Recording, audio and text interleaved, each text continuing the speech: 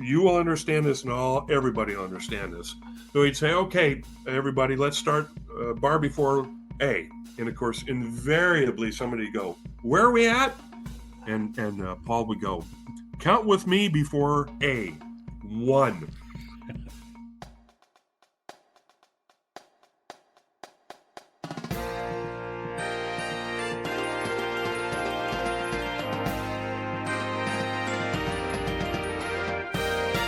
Hello, and welcome to episode 44 of the BandWagon podcast for the week of January 13th, 2025.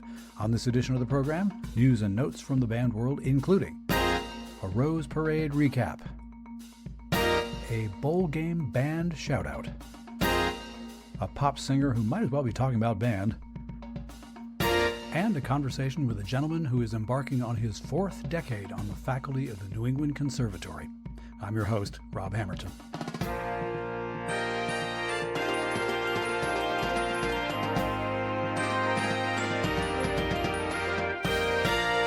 Hello, dear listener. Over the years, it seems like the late December, early January college football bowl game season has had a history of producing unfortunate band-related stories. I'm remembering in particular a Rose Bowl halftime show wherein the Stanford Band, one of those groups that tries never to pass up a chance to make mischief, with varying results, managed to mightily offend their Iowa football opponents, or more specifically, all the people of that state, and to do it in a way that unfortunately really came off as not clever or raised eyebrow, but just plain inappropriate and rude. I'm also remembering one New Year's Day when the ESPN sports talking head and resident blowhard Jim Rome reawakened the age-old rivalry betwixt the jocks and the band geeks by posting to his Twitter account a message that read, "Is there anyone not in a marching band who thinks those dorks running around with their instruments are cool?" Which predictably drew a mighty response from band-affiliated people, and all that did was to increase Jim Rome's social media engagement numbers. It hadn't been the first time that Rome dipped his toe in that particular pool and failed to stick to sports. And in past episodes of this here podcast, I've made note of the unfortunate wealth of problematic interactions between athletic teams and the bands that try to support them. Well, happily, this week, I'm going to report on a college football bowl game moment that turns all of that on its head. So, fire up the fight song one more time, and away we go. Let's play the first strain.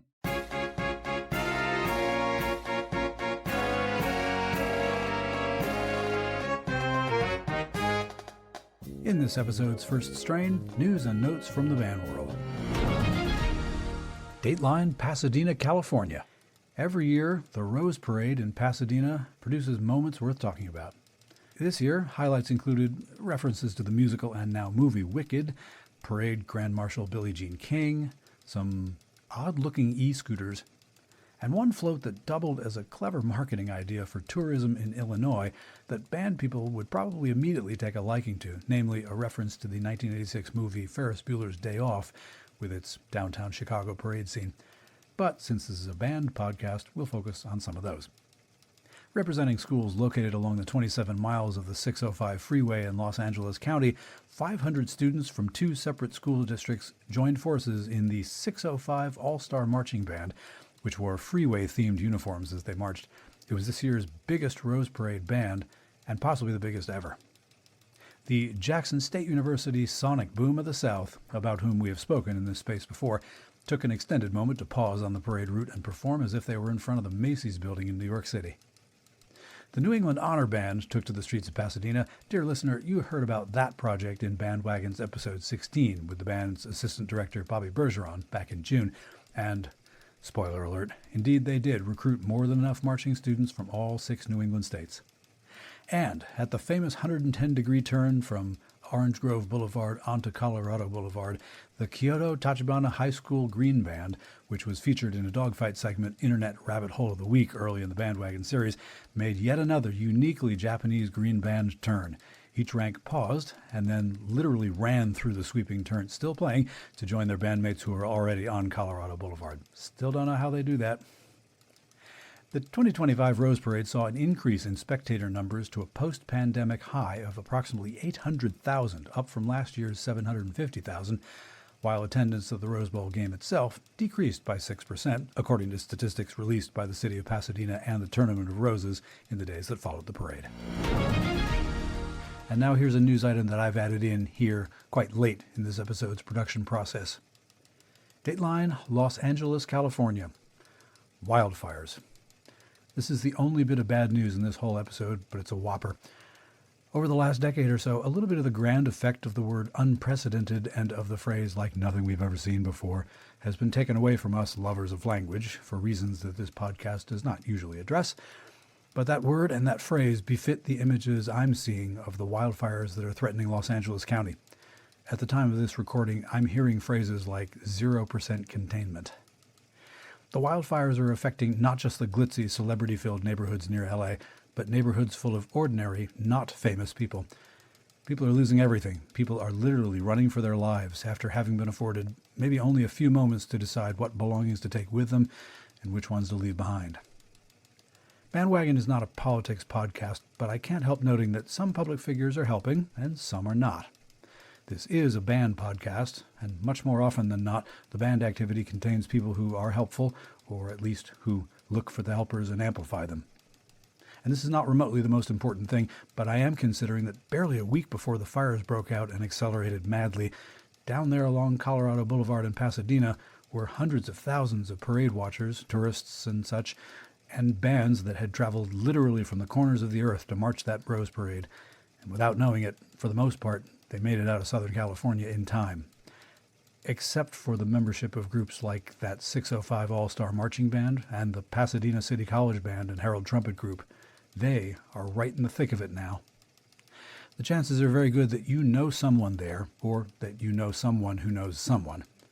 More than a couple of my childhood friends from here in Massachusetts ventured out to California not long after we all hit adulthood.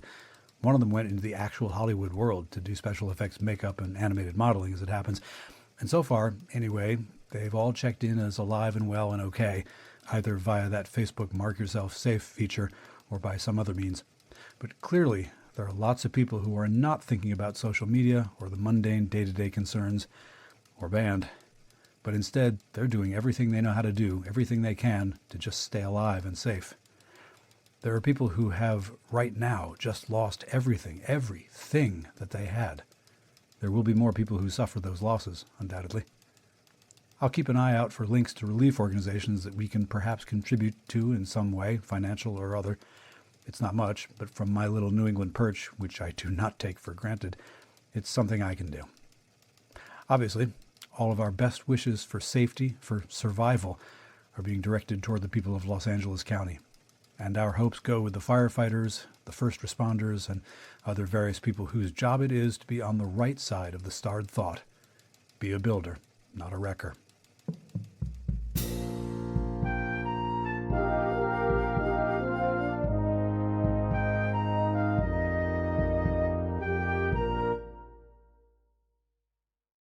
Okay, let's pick it up with the second strain.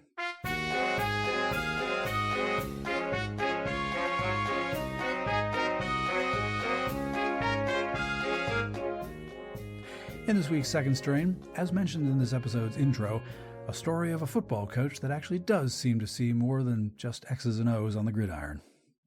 On the afternoon of Thursday, December 26th, the Rate Bowl happened.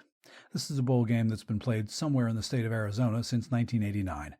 For its first 8 games, it was the Copper Bowl, but then the corporate branding world got their hands on it, and it's since been called the Insight.com Bowl, the Insight Bowl, the Buffalo Wild Wings Bowl, the Cactus Bowl, the Cheez-It Bowl, the Guaranteed Rate Bowl, and starting this year, just simply the Rate Bowl. This year, the football teams involved came from Kansas State University and Rutgers University. 85 points were scored. Rutgers only scored 41 of them. Sorry to the folks I know who were and are involved with the Rutgers band. Anyway, therefore, at the conclusion of the game, there was a winner's trophy ceremony on the field, and K-State was involved. A video clip from that ceremony went viral, at least in my little corner of the social media world. After the corporate reps stumbled their way through their obligatory congratulatory speeches, K-State football head coach Chris Kleiman was asked what he thought of the game by the ESPN sideline reporter Dana Boyle, and Kleiman began to do so, but then he pivoted to an impassioned thank you to the Kansas State band. Have a listen. Coach Kleiman, you can't escape that fast. How was your team able to come back from a 17-point deficit in the third quarter? Great result for starters. Great leadership amongst the seniors. young guys stepped up. We talked about it last night that our young players had to step up. They did. We wanted to send these seniors out the right way. But I'm going to pause, and I'm going to give a shout-out to the Pride, the K-State Marching Band. Dr. Trace, you're the best. Those folks drove 20 hours. Those folks drove 20 hours to get here and cheer these guys on. We can't thank you. Love you, Dr. Trace. Thank you. Well-deserved shout-out. What do you make of the performance of these two young men up in here on the the stage several with you? seconds worth of gap between the coach's first sentence and his going on to mention the band's 20-hour trip from Kansas to Arizona for the game, what you couldn't see just now, because this is an audio podcast, was this. The K-State band kids in their section of the stadium jumping up and down and hooting and hollering. And then, when ESPN's video feed was put up on the stadium jumbotron showing the band leaping up and down, they really lost their minds. It was very cute. Because how many football coaches do that? Dang few, and rarely in a national television moment when he probably wants to be talking about giving 110% and all those other sports cliches. I did a little digging. Seems as if there's a history between K-State's football team and its band, and I mean a good one. There are local TV news stories out there about the football players hanging around at band rehearsals and about band members gathering at 3 a.m. at the athletic building to serenade the football team as they return from a road win to which the band could not actually go themselves. Wish it could be more common, but always glad to see it when it does exist, and especially on national TV. And especially, if I may say so, on a cable sports channel that has a history of paying zero attention to college bands, or, thanks to Jim Rome, worse. Sometimes. Coach Kleiman just gently encouraged the sideline reporter to move her microphone a little closer to him as he turned and shouted out that old Wildcat Marching Band. I'm all for it. Pretty sure you are too. All right, we'll observe a little fermata, and then I've got a conversation that will keep you smiling with the conductor of wind ensembles at the New England Conservatory. Be right with you.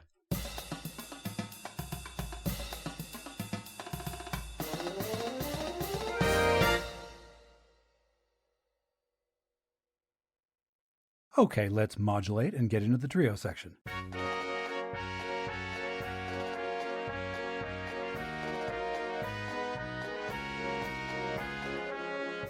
This week in the trio section, I'm pleased to be joined by a conductor of wind ensembles and orchestras, a professor of conducting, a big band jazz musician, an Air Force senior master sergeant, and fun fact, for a time, his life soundtrack included the song I've Been Working on the Railroad. Please help me welcome to the program, Bill Drury. Sir.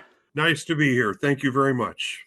Thank you for doing this. I could say to my listenership, if you don't know Bill Drury, here's going to be your opportunity. And where you been? And I have to confess that in that same breath, I'm pretty much addressing myself. It's been great to meet you through our brief conversations in setting up this session. And I did some homework to prepare, and man, was I previously uninformed. So I look forward to getting a little better educated about who you are and what you do. And the initial resume-centric way that I start that process usually is to ask a number of brief questions just to lay out a bit of the framework of who you are and what you do. So first, what's your primary instrument? Saxophone, not classical. Hear you. I just don't have the elbows for it, I guess. How did you get into playing the saxophone? My parents put me on clarinet, and I did that all the way through high school and my first year of college. And then my dad passed away, and then I had to go to work for the railroad. During that time, I sort of picked up saxophone. I may say that even in high school, I was interested in jazz. And I, just like a lot of high school kids, Maynard Ferguson.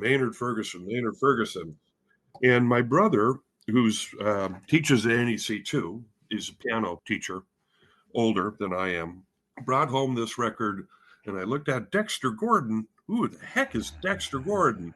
And I put it on, and it was like, okay, this is it. My head exploded.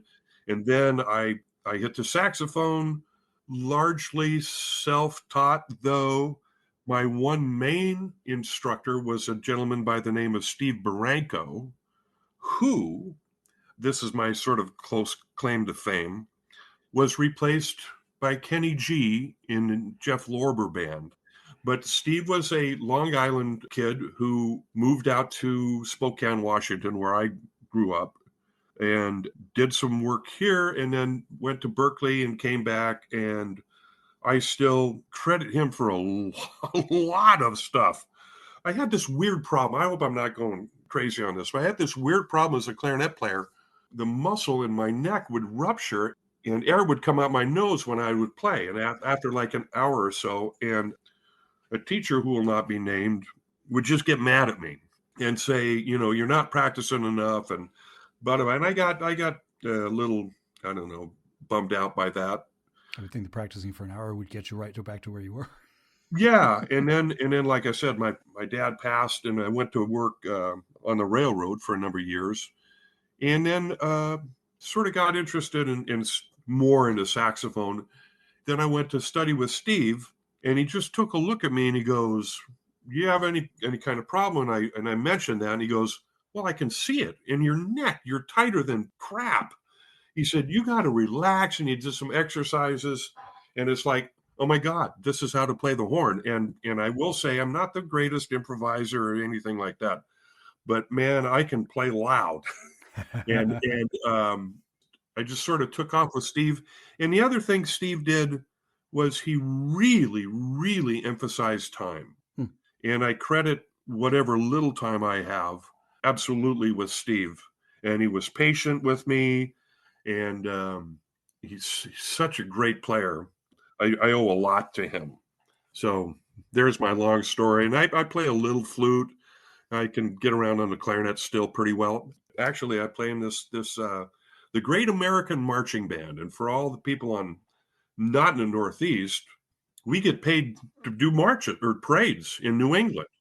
It's sort of a veteran thing. A bunch of veterans get together and march these parades. And so I tell my friends, I make tens of dollars doing it. So, but just to get the horn on my in my chops and stuff like that. And actually, when I have a master's student or a doctoral student that works with my band back in the day, I would sit in the clarinet section, because my group, this NEC Symphonic Winds, it seems we're always down clarinet players. So it's been fun to do that. And so I do that. My saxophone playing has taken a dive since the Air Force Band of Liberty has left Boston. Used to go out with them every month playing the jazz band or the concert band. So it's been sort of put on the back shelf since about 2011. So you're a jazz enthusiast who has ended up to here in the wind band world. Boy, does that hit me where I live. If there were some way of making a living playing second tenor and taking no solos, I would be in. Yes, absolutely. Absolutely. 100% absolutely.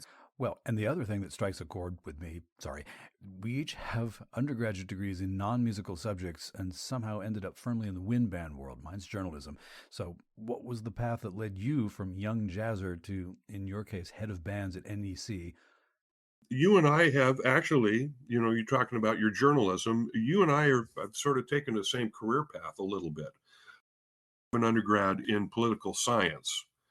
When I quit the railroad and decided to go back to school, I thought that I'd want to be an attorney.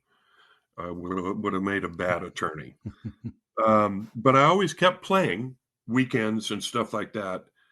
So one time, my brother is coming out to solo with a local college just outside of Spokane, Washington, called Eastern Washington University.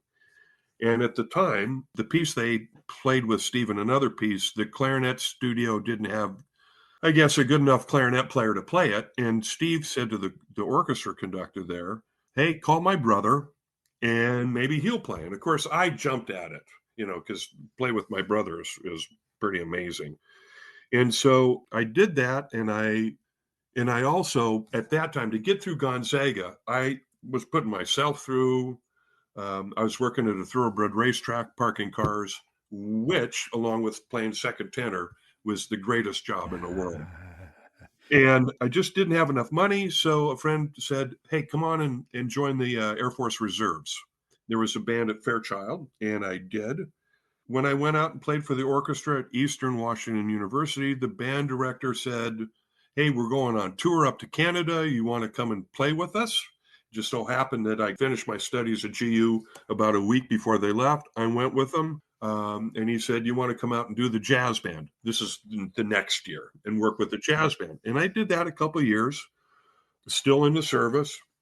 I got a few calls to sub with active duty bands. There was an active duty band in Tacoma, Washington, the McCord band that I went out with a couple times.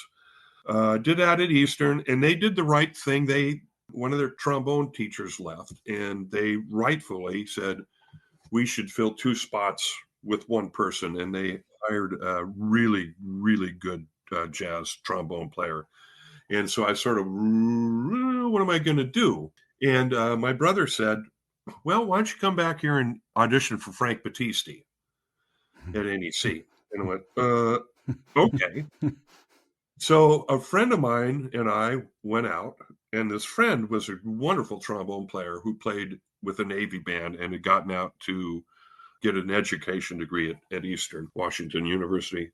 We went back there, and we got my brother to sneak us into an NEC wind ensemble rehearsal. And the great Frank Battisti was doing this, and we were just like, oh, this is great. And all of a sudden he stops the band and he says, who do you think you're playing for?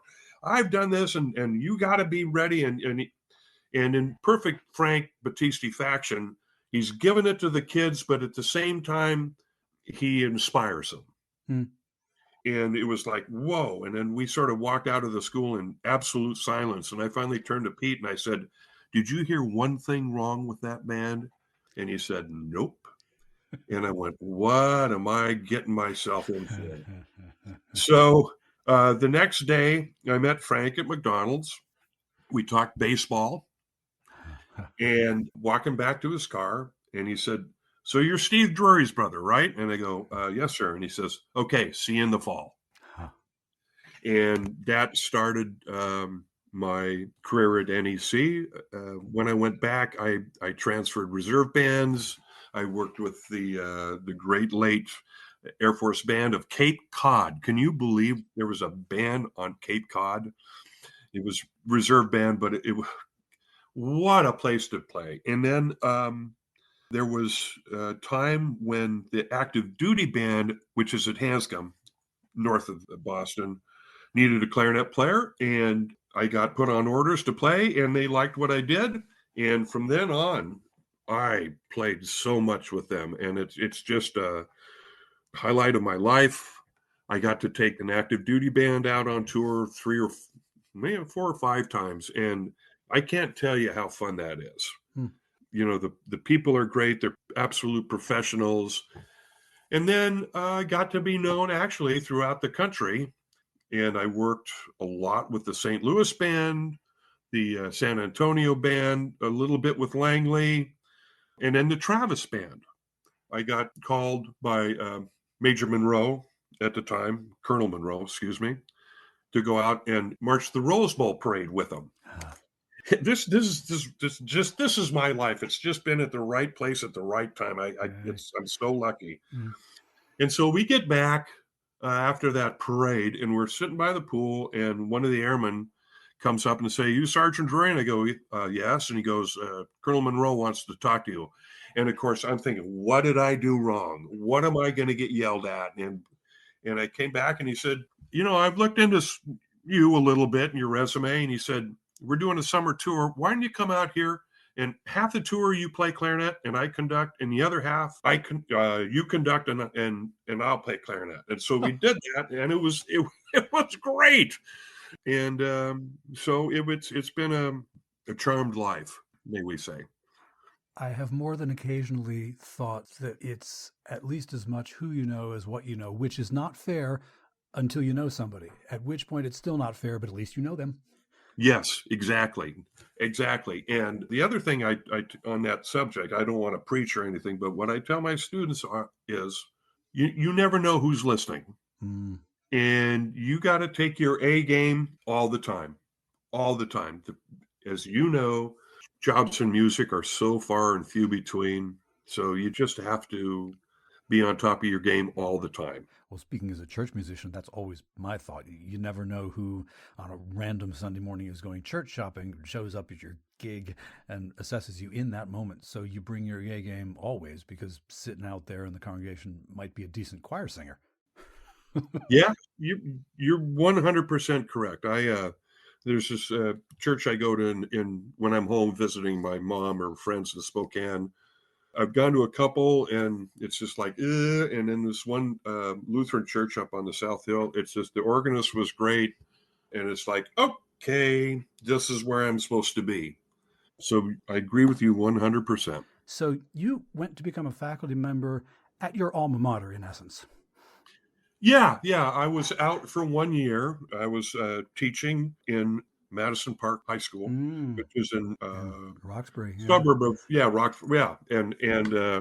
and I got a call from Frank, and he said, "How'd you like to come and be my assistant?" I said to Frank, "Absolutely. When you need me there," and I got hired. It was great. Were there any challenges to being a faculty member at your alma mater? From day one, Frank treated me as an equal. Mm. He put his trust in me. He didn't oversee me at all. I mean, there was, I should say, he was my boss, and he would say, "This is what we need to do," and bing, bang, bang, in terms of administration. But working with my group, he never said, "I don't like what you're doing here," or anything like that. Frank, he had, what did he do? 190 concerts we figured out. So he never really, when he was teaching, came to my concerts. We usually always have had him on Thursday nights.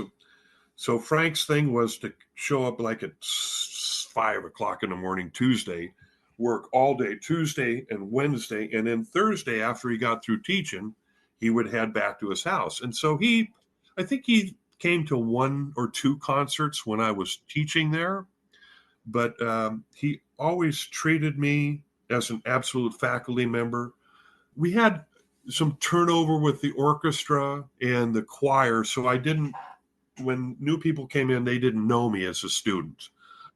Maybe some of the one music history teacher did, but Greg was marvelous. And the NEC is so compartmentalized, you don't run into them, certain teachers, very often. The only problem is my brother, I'm 6'2", back then, dark hair, but I still have hair. My brother is, let's say, 5'10", and probably 150 pounds soaking wet. And 10 or 20 times a year, we'll see each other, and he'll say, "That's my brother," and people don't believe us. We look completely opposite. So I don't know if that's a problem, but that's the only weird thing that happens at NEC. As you're talking, I'm still just thinking what a thing it must be to have someone like Frank Battisti look at you and say, "Yeah, you're fine." I did, Jim Stevenson, the composer, wrote a brass piece for Frank, which is in one of his symphonies. It's just a middle movement. And of course, Frank came out and listened to my group play that. And actually, Jim guest conducted, which was great because Jim's so good with the players. And then we did this, opened up with Elena Fersova's, what is Gravity or something like that. Elena is this Eastern European woman, a composer, great composer that people don't know in the States. And it puzzles the heck out of me. She writes such great music. How she got my name was she was listening to some Eastern radio and Eastern European radio, and they played one of my pieces off a CD. And then all of a sudden, these 3 pieces, chamber pieces, show up: Oblivion, Gravity, and something else. And they're outside.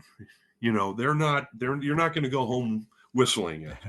We did that. We did Jim's piece, and then we ended up with a piece that I was worried that Frank wouldn't like, because, long story short, I had to take care of my mom because she got some teeth removed. I came back to Spokane and stuck at home watching bad movies, and Battle for the Planet of the Apes came on. And I'm listening to this, and this is for all the young people out there. This is the old version of the Planet, not the new one. And it was such a bad movie, but I'm listening to the music and I said, this is so amazing. And it was by Leonard Rosenman, who's unbelievable. In fact, my brother just yesterday texted me. He said, I'm listening to his Chamber Music 5, and you're right. Leonard Rosenman is amazing. Leonard straddled between soundtracks and classical music, studying with Schoenberg and all those cats. And Star Trek 4. Yes. Yeah, an Emmy, right? Or a Grammy. Did he win for that? Yeah, he won that. And the other thing was a Stanley Kubrick thing where he reimagined Haydn and Handel. But anyway, he's great. And so years ago, I went on a quest to find it. And I'm sorry I'm digressing here, No. This Leonard had passed. I talked to his copyist, who said, I know where the score and the music are, but good luck with Julie Kane Music in LA. And they are really protective of their music. And so they said, we won't let you look at the score. We won't let you play it. We won't let you do anything until you get permission from the owner of the music. They just had the paper. I went everywhere. Wayne went everywhere. And a friend of mine, like 2 years later, a friend of mine who worked at the music publishing company in Milwaukee, I talked to him and I said, by the way, Tom, is there any chance that you know? And he says, no, but I know the woman who does. Now I'm going to get crazy. Albert Publishing. They just didn't have it on the website and nothing about it, but I got it. I did a couple of arrangements, a couple of the, I guess you'd call them scenes or acts, a couple other great NEC students did some scenes and we put it on. And I was a little worried because Frank, he's a tough audience. I can only imagine. And I got this wonderful letter from him, email, and signed by him. And he said, thank you so much for the Jim Stevenson commission. The Elena Firsova piece was eye-opening. And he said, and the last piece, who wrote this? I didn't hear you when you talked about it. I couldn't hear you quite clearly. And then the second line was, you're doing a great job. Keep doing what you're doing, Frank. And of course, Frank doesn't say that very often. That's right where I can see it in my office, man. I was going to ask you if you had framed that. Yeah. Yep. Yeah. It makes me think of about 20 years ago, I spent 4 years as the athletic bands director at Holy Cross up here in Worcester. And my predecessor, Bob Principe, left the position to be Holy Cross's director of multicultural affairs, I think. So he still had an office on campus and he was super helpful. In my first year, he was a great resource. He told me where the bodies were buried, helped me with the budget. But middle of my first fall season, I said to him, hey, there are a lot of band kids who'd love to see you at a game or a rehearsal. And he just shook his head and said, no, it's your band now.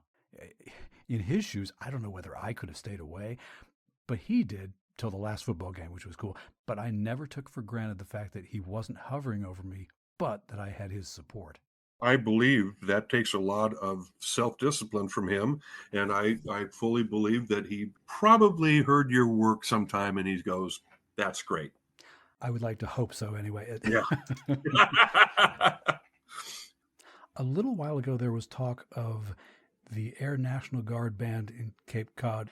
And I don't know that I was clear on whether you still are the conductor of the 567th. No. Well, first of all, I did 34 years in the band program. But in 2000, I'm guessing off the top of my head, 9 or 8, well, maybe even earlier, there was a big drawdown in the service. And of course, it's just like teaching public school. What do they come after first? The music programs. In a way, that floors me. I have heard that before. Yeah. And though there is so little of us, they think they can save some money when it really, just don't build one more missile or anything like that. And I understand, there's a legacy costs. In other words, I'm getting free healthcare and I'm getting actually a pretty darn good pension. And so they sort of figure that in there. But what I'll just briefly say what they're missing the boat on is, especially in New England, that we went out and we recruited people. I don't know how other bands did their stuff, but I wasn't out recruiting for the band. I was out recruiting for the Air Force. And so that went away. And then I actually transferred out of the Air Force into the Army back here in Washington State, because I was actually engaged to a gal that was out here, and it was a nice way to come out and spend time with her. And went in the Army, and then I went to hit 60. That's all she wrote. And so 5 years ago, forced to retire. I didn't want to, especially with the Army. I didn't have any responsibility, none. I just showed up and I played, and the guys were, and the gals were great to me. But so we had 11 Air Guard bands. I'm going back to let's just say 1990s. The first drawdown, they got rid of 6 out of 11. A year and a half ago came the second cut, and they cut the rest of the Air Guard bands out. For those who are confused, Air National Guard is weekend warrior, a weekend a month, 2 weeks. It's like the reserve. That's why I always say the Air Force Reserve, because people, oh, I know what that is. When you say National Guard, they're a little confused, especially when you put Air National Guard, because most people think, oh, National Guard, you hold a rifle. No, we were in the Air Force. So they're gone. There was a couple drawdowns with some active duty bands. We lost Hanscom, which is the worst decision the Air Force made in regards to bands. And so that sort of ended my career with the active duty bands, going out with them. But I said I found my footing back here in the Washington Army National Guard. Went from 55 to 60, and then got out and retired. And here I am trying to imagine whether my teaching friends who might be listening would feel more solidarity with you hearing about your top brass making unfortunate budget cut decisions versus feeling depressed that it happens in the military as well. Both.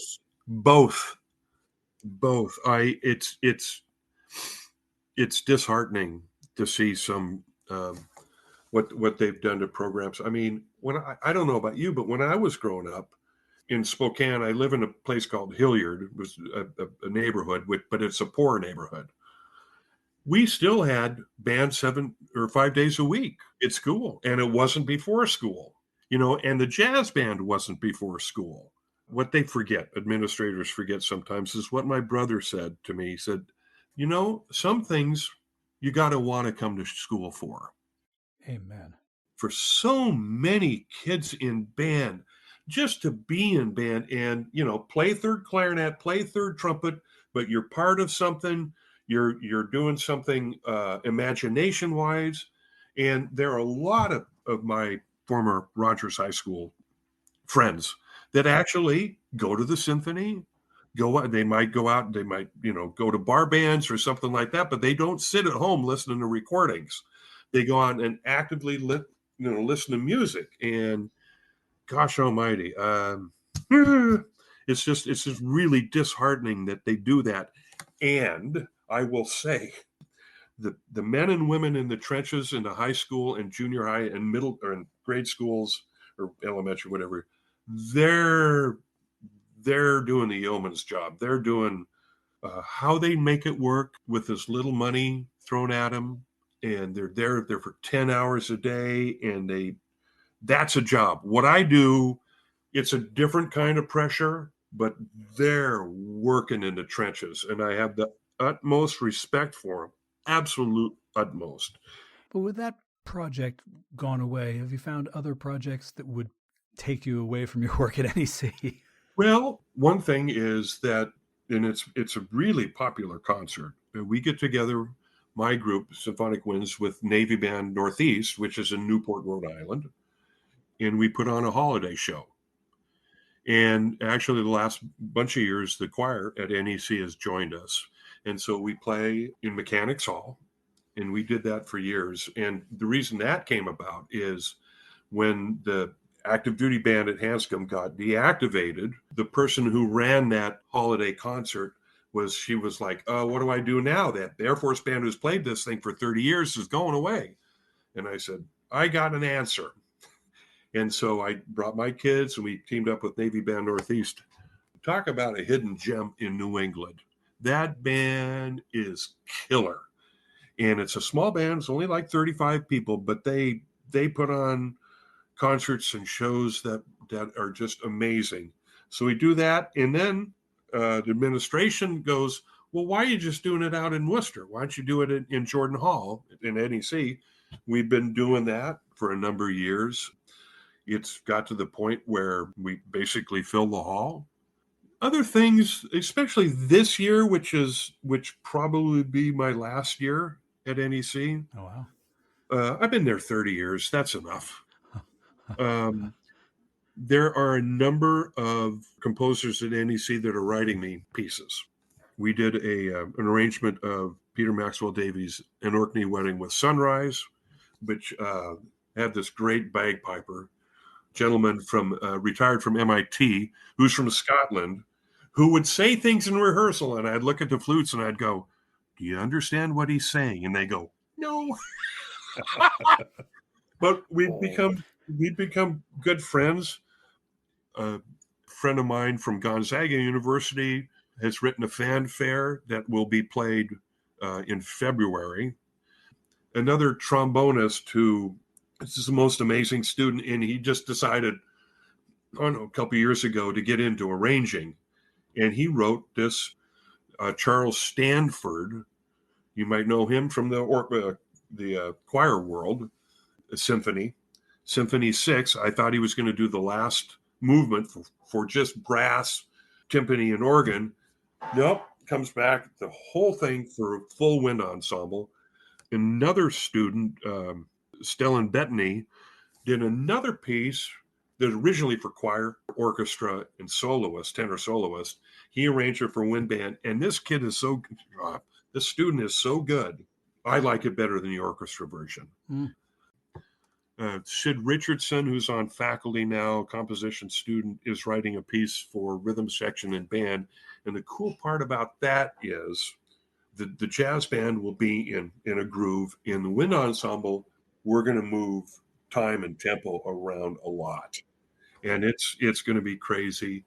The other thing is Stratis Metakakis is writing a piece for 2 wind bands, smaller, and 2 pianos. And my brother put this together. But one of the wind bands, one of the pianos will be a quarter tone off. Ooh. Yeah, and that's I mean, Stratis is Charles Ives on crack. I was going to say, that's going to challenge some people. Yeah, and then there's a jazz double bass player by the name of Bob Nesky, who I got to know, and just out of nowhere. And if any high school band director wants this march, please get in touch with me. It's called Pop's Parade, and it's just the most wonderful. I mean, it's not what you think of a straight. It's. I gave it to Frank Battisti. I said, "Hey, look at this." He looked at the score, listened to the recording. He says, "Bill, this is a perfect successor to Charles Ives' Country Band March. It's not as hard as that, but there's some tricky parts, and it's just quirky. It's just quirky." And so all of that, a lot of that is going to go on quote unquote a title CD the last year. There's another CD planned called Tribute to New England Military Music. And there's a great fanfare that my first commander back in New England, Michael Donovan, wrote. Great fanfare. And then a bunch of other marches and a couple other things that are cool. But other than that, because in your potential final year at NEC, you are so suffering from senioritis. But seriously, your schedule of projects seems all full of items born out of connections with various people in your life, both mentors and former students, and that is always a fun feature of the band activity. And mad segue coming here, but the connection of mine who set up this conversation that we've been having here is, of course, the great Joe Wright. Yes, Joe's the best, and this has been great. I appreciate you listening to me. It has been a pleasure. Before we finish up, I do want to hit you with some slightly less resume-based questions that I always ask anybody who comes on and talks, because whether it's a university wind ensemble director or somebody who just did band and is on to talk about something else, the answers are always interesting and they're always different, and I can never predict them. So the first one is, What's one of your favorite pieces of band music that you've played or conducted, I guess, outdoors, indoors, wherever? I love this piece. I love it. I love it. People are going to go, you're nuts. It's by Frank Worley, and it's and it's sort of a Mexican Latin inspired piece a little bit, and gosh almighty, I can't remember it. It'll come to you at 2:30 in the morning. Yeah. Oh, of course. Yeah. There's Warren Benson's Symphony of Lost Songs. It's not been played very often. And then actually anything by the composer Richard Tenzing, which I have a hate-love relationship because his stuff is so stinking hard. We just did his last piece, which is it tugs at your heart, because about 4 or 5 years ago, he calls up and he said, Bill, I'm arranging this piece for piano and vocalist for Wind Band. I'm doing it for you. Oh, well, that's great. What's the bad news? Well, I've got brain cancer. So he finished it, and I'd put it off for a while. And so this year it's like, okay, either I do it or I don't. Yeah.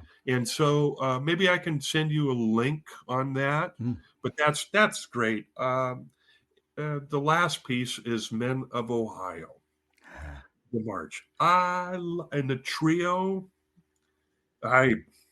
it just does it for me, 180 degrees the reverse. Is there a piece of band music that you have never played but you would like to? Ellen Zilich's Triumph, I think it is, or I'll been there. Yeah. It's a wonderful, and Frank did it, and I always wanted to do it, and I never got around to doing it. Is there a band that you would love to perform with that you haven't, either because you're not the right time in your life or you're not the right time in history? I would love to play with the Coast Guard Band. They are great. I heard them at Midwest, and it just knocked my socks off. I'm going to forget her first name.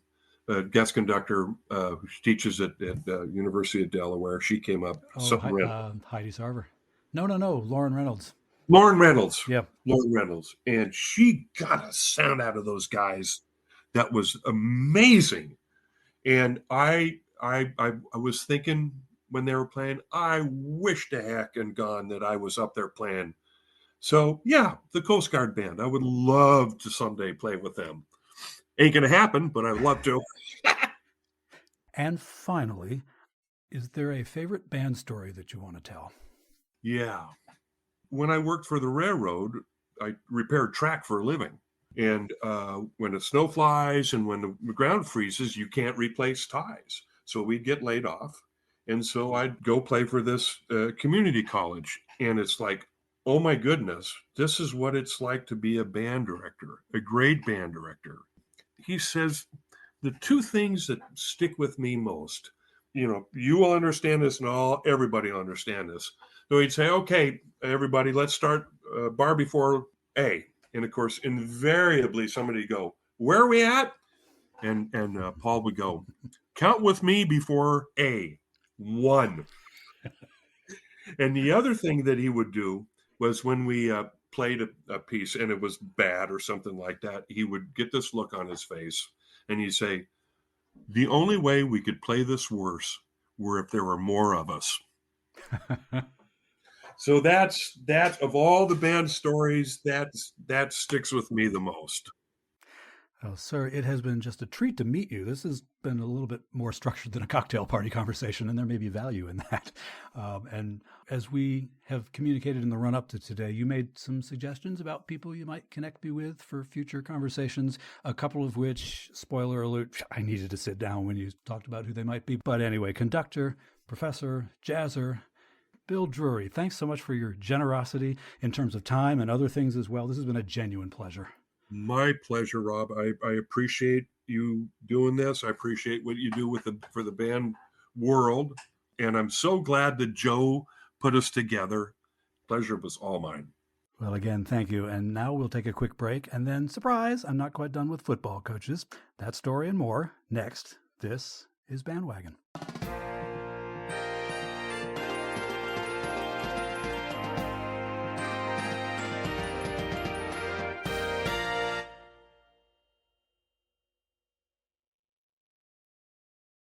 Here comes the dogfight.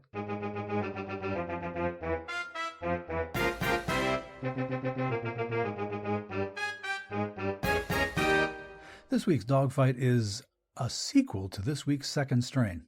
I genuinely didn't expect to do a sequel to this week's Second Strain because I genuinely didn't expect to find another football coach who was willing to acknowledge his school's band in public, on TV, because I wasn't sure there might actually be one. But as it turns out, there is, and I found him very late in this episode's production process. Take a listen to this. This is after the conclusion of the Duke's Mayo Bowl. Don't get me started about all these ridiculous corporate sponsorship-inspired names for college football postseason games. But this particular one started life in 2002 in Charlotte, North Carolina as the Queen City Bowl.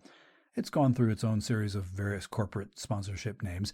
Currently, the head coach of the winning team in the Duke's Mayo Bowl gets not a cooler of Gatorade, but a jar of mayonnaise dumped all over his head.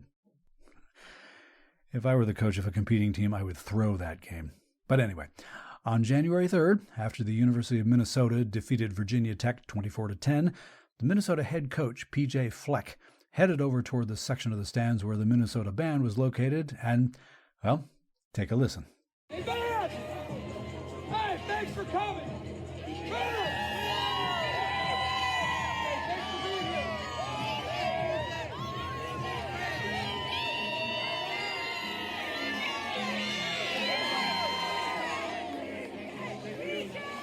Nice.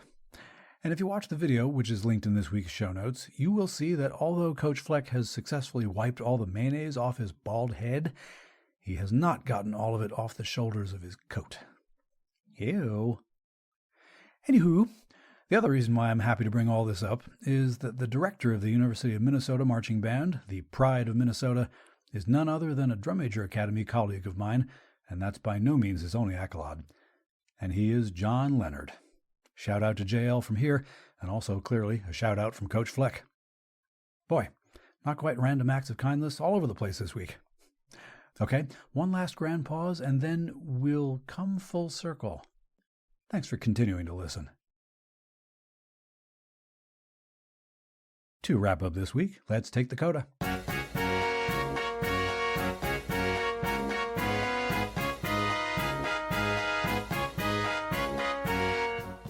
For the CODA this week, I have for you the first mention in the history of the BandWagon podcast of, some up-and-coming guitar-carrying songstress. She's played a couple decent-sized venues, sold a few records. You ought to keep an eye on this one. I really think she's going places. Seems quite a decent sort, too. Her name is, I think, Taylor Swift? That, dear listener, is sarcasm. But this is not. It's a quote that appeared online this week, at least in my little social media feed, and it was attributed to Miss Swift, and I hope it's really her quote, because I feel like she might say something like this. The quote said, and I second this motion, "The worst kind of person is someone who makes you feel bad, dumb, or stupid for being excited about something." Hereabouts, we try to be the opposite of that. I don't know whether Miss Swift had band in mind as she theoretically said that. She might have been thinking of her own fan base. I choose to think she was talking about band, because, yeah, in a world of Jim Romes, be a Taylor Swift.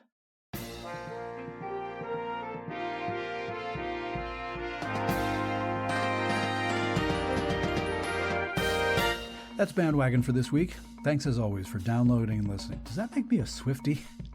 At the very least, that Shake It Off tune has always spoken to me as a band person. BandWagon was written, researched, and produced by your humble host. Musical interludes were produced by Hammerton Media, from source material largely by John Philip Sousa. You can listen to more episodes at the pod's website, heyband.podbean.com. Please give me feedback. Let me know what you like or what you think might change. You can do that using the email address heybandwagon@yahoo.com, or leave a 90-second voice message by going to speakpipe.com/heybandwagon. Be aware that I do reserve the right to include your message on the podcast, unless you say otherwise. Those contact links and links to this week's news items, conversation topics, and my interview guest, Richard Sargent, can be found in our show notes, as can a link to BandWagon's merch store, thanks to the good folks at TeePublic. Please share the show on social media, and thank you for that. If you enjoy this podcast, please do share it in the direction of someone whom you think might not be a listener yet. Word of mouth really is the best recruiting tool. And to keep up with the pod every week, subscribe to BandWagon on the Podbean app, Apple Podcasts, or wherever fine podcasts are sold. For now, take care, stay in touch, stay in tune, and we'll do this all again next week. I'm Rob Hammerton. Mayo on your head. What marketing genius thought that idea up?